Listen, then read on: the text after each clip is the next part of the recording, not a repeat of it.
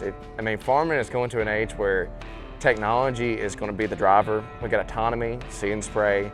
That's where the farming is going to go. And if you don't get behind it, you're going to get left. Right. I mean, I'll be honest. Very good point. Very good point. And it also helps when it comes to getting those parts, right? Yes. So instead of running around to every part store in town, Yeah. you know, you can dial it in.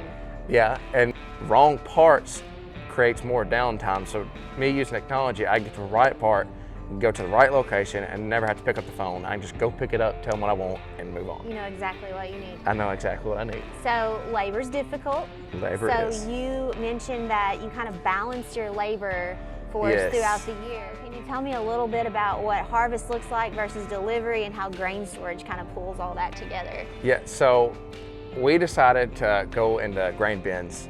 So I'll be able to get my harvest done, get what I need done, and then when it comes in December, when everything starts to settle down, everyone gets calm, I can work on a normal 40-hour week and get my grain out, and I'm not killing them over and over again every season. Farming's full-time, and it's always full-time, and you're gonna put in over 40 hours, but if I can take hours off of them on harvest to where they have a better attitude and have fun about it, harvest goes by faster, easier, and more efficient.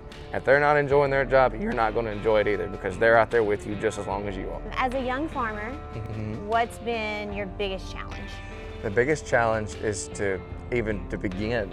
That trying to start now is almost impossible for people my age to get the money, get the backing to begin farming. Now, the price of inputs, the price of equipment, the price of just farming in general is almost outrageous. If you don't have any backing or support outside of it, you can't make it. I mean, it's almost impossible to make it.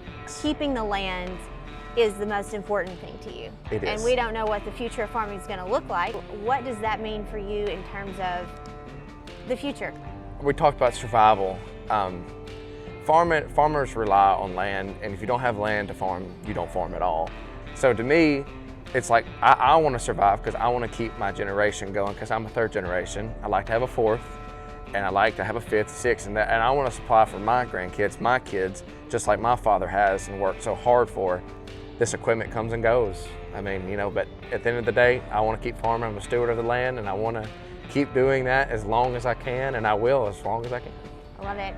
You are an awesome young farmer.